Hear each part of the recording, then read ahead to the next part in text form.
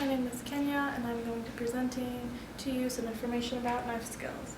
Today we're going to be learning about the different models, materials, and some safety tips for knives in the kitchen. I went to culinary school for a year and a half, and so I learned how to use knives professionally then, but I also have been using knives in the kitchen just at home since I was about 5 or 6 years old.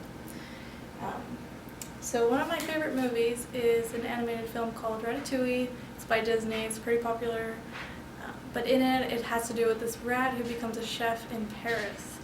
And in the film there's this montage scene with a lot of the other chefs in the kitchen, and they all are just slicing and dicing these vegetables in this really cool way. And ever since then I've really wanted to learn how to master some cutting techniques. Today we're just going to be going over a few of the basic intro things, but there's a lot to learn in the field. So we're going to start with knife styles. So when I first started going to culinary school, my first day there, our teacher, he asked us, okay, what are some knife things that you all know about? And I immediately raised my hand and I said, you always use a serrated knife with a tomato.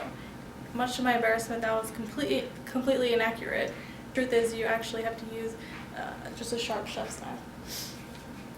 So the first one that we have is the chef knife, and that's like about 6 to 12 inches in length. Those come in a variety of styles.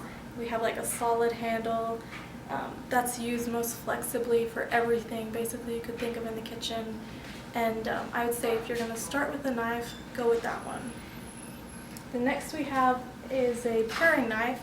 That's a little bit smaller. It's about this big, and that's used for more delicate things like removing an eye from a potato or taking the stem off of a strawberry, stuff like that. People do a lot of peeling and a lot of garnishes using the paring knife.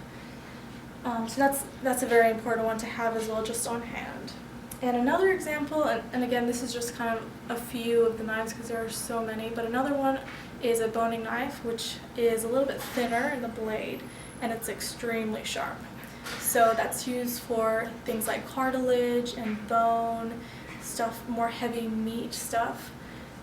Also very important, but if you don't have it, don't worry about it. Next, we will move on to materials. Knives also come in a variety of different materials, a few of them being ceramic, and that's a very brittle material, very, very sharp. A lot of chefs like it, but it's easy to like break off, especially if you're using the tip to like pry something open. With those, you also have to make sure that you sharpen them regularly. Another example is carbon steel. That is extremely strong, but it is easily stained. Another popular one is stainless steel. Now that doesn't rust, it doesn't stain at all, and that's a lot harder, so you have to go get a professional to sharpen that. Now, a kind of hybrid mix that is pretty popular, you'll find it in most of the blades, is called a high carbon stainless steel. And that combines the durability of the stainless steel with the advantages of you won't get any rust and you won't get any stainage like you would in the high carbon. And for a lot of this information, while I was learning it in class, we actually used this text called On Cooking, which was very useful, and it has like a bunch of different pictures, information, guidelines, stuff like that. So safety. Safety is an important one. I have a ton of horror stories that I've learned over the years. One of them being my sister was cutting something, I think it was an onion, and she actually sliced off the tip of her finger.